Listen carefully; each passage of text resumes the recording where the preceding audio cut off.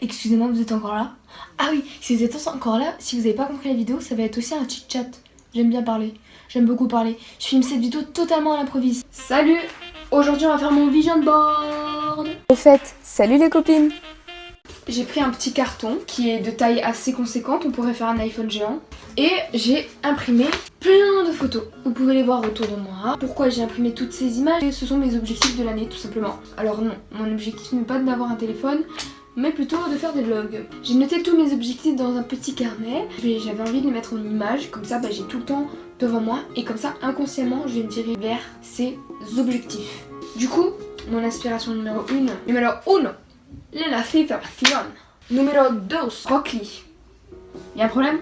Oui, c'est un animé et un manga. Excusez-moi, sa détermination est incroyable, je le trouve incroyable, il est incroyable. Mon inspiration numéro 3, désolée, j'ai fait LV2 allemand, Alban Dance.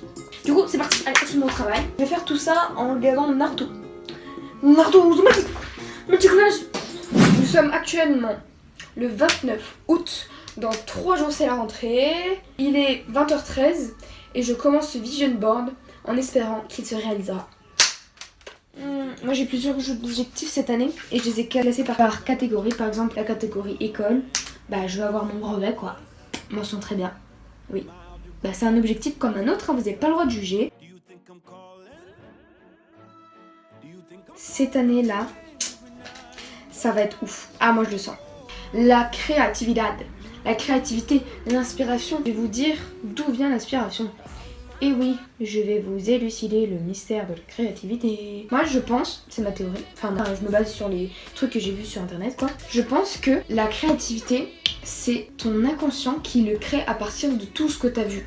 Ça fait un petit mélange d'informations, bah ça mélange pas tout sinon c'est trop compliqué, mais par exemple là j'ai vu un lion, j'ai vu un sac lion, vous voyez ce que je veux dire? Ça c'est de la, entre guillemets, créativité. Et c'est pas moi qui l'ai inventé, c'est juste quelques éléments que j'ai pris pour créer moi-même ma propre pièce. C'est complètement ouf quoi, c'est complètement malade. Oh, il me reste 20%. Oh là là, 20%, comment je vais tenir? On va essayer de se bouger le fesse, hein.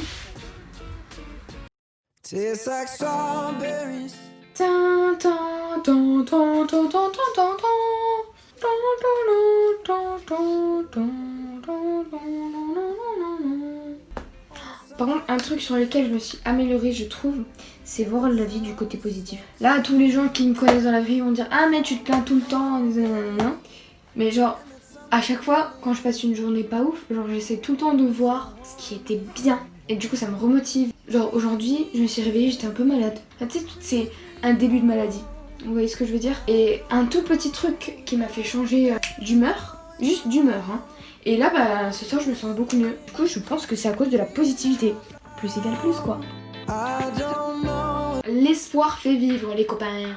Pourquoi l'espoir fait vivre? Je trouve cette expérience incroyable.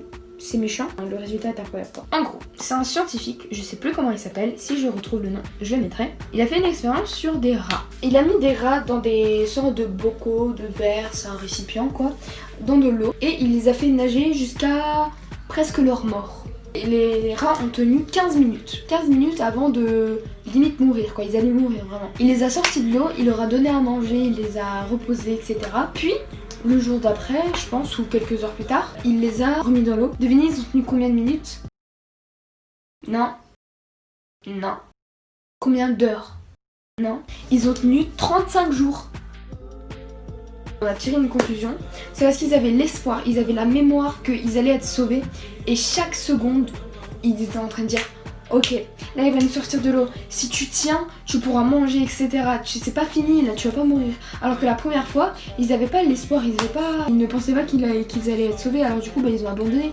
Alors que vu qu'ils avaient l'espoir d'être sauvés, et ben ils ont tout donné jusqu'à la fin et ils ont eu raison. En gros, c'était un soldat pendant la guerre entre l'Amérique et... je sais pas. C'est un prisonnier de guerre. Son avion a craché, il a été obligé de déployer son parachute et il a atterri inconscient. Il était torturé tous les jours. Parce qu'en plus, il était un peu résistant, du coup, bah, on le torturait. Par exemple, des trucs de torture où entre le talon d'Achille ou quelque chose comme ça, on lui mettait un truc là, et il était sur une planche, et s'il bougeait, ça rompait ses talons d'Achille, ça lui cassait les jambes. C'est pas horrible. Enfin, moi je trouve ça genre juste... Les 40 minutes que je parle, nickel. 7 ans. 7 ans de torture. Mais avant ces 7 ans, il a eu un coup de génie. En gros, ceux qui les emprisonnaient, je suis désolée, je connais plus le pays, mais ceux qui ont emprisonné les prisonniers de guerre, je vous ai croire qu'ils n'étaient pas torturés, les prisonniers. Et que du coup, ils étaient bien logés, bien nourris. Sauf que c'est pas la vérité. Du coup, l'Amérique, elle faisait rien pour libérer les prisonniers parce qu'elle pensait qu'ils étaient bien... qu'ils étaient emprisonnés, normal, mais qu'ils n'étaient pas torturés, quoi. Pour prouver vraiment qu'ils n'étaient pas torturés, on va dire Venezuela, ils ont fait passer une interview aux prisonniers de guerre. Et le prisonnier de guerre, durant son interview, donc bien sûr on lui a dit, tu dis pas que t'es torturé, tu fais genre que tout va bien dans ta vie et tu fermes ta bouche. Alors déjà ça se voyait à l'image des tics, des tocs, du stress, il avait beaucoup maigri. Mais c'est surtout que lors de l'interview, il a commencé à trembler anormalement. Après cette mini-crise, il s'est rétabli. Et après, il a commencé à bouger ses yeux de manière très clignotante. Très clignotante, je trouve. Et les Américains ont tout de suite compris. Tout de suite. Mais genre, ouais, tout de suite, là, vraiment, c'était les boss, quoi. Ils ont compris que le prisonnier était torturé. Comment ont-ils su? Vous allez me dire. Moi, je vais vous le dire. Quand ses yeux ont commencé à clignoter, c'était du morse.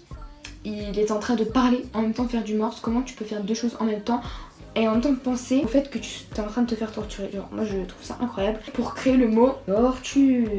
Et du coup, les Américains avaient la première preuve concrète que leurs soldats étaient torturés. Et de là, c'est déclaré une guerre que l'Amérique a gagnée, je crois. Attention, les Américains n'ont pas été que les gentils, je dis pas ça. C'est juste que l'histoire est ouf, quoi. Après cette interview, il a été torturé pendant 7 ans. Il est devenu sénateur, je crois. Après, quand il est rentré en Amérique, on lui a demandé: mais monsieur, comment vous avez fait? Comment vous avez fait pour survivre à 7 ans de torture? Et il a fait: si j'avais su que j'allais être torturé pendant 7 ans, jamais je n'aurais survécu. Je vivais avec chaque jour l'espoir d'être secouru. Est-ce que c'est pas beau, ça? Moi, je trouve ça très beau. Et voilà, c'est encore une expérience qui prouve que l'espoir fait vivre.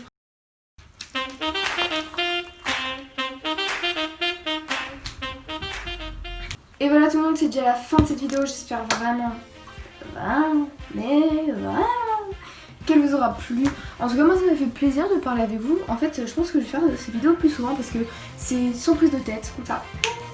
Je suis pour une vidéo, plus égale plus. Si cette vidéo vous a plu, n'hésitez pas à appeler le petit j'aime en bas de la vidéo, ça me ferait super plaisir. Abonnez-vous sur mes prochaines aventures pour voir si j'arrive à réaliser ce vision board. Je vous conseille de re-regarder ces vidéos en faisant, en même temps que moi, un vision board. Voilà, moi je vous fais plein de gros bisous, je vous souhaite de réaliser vos rêves.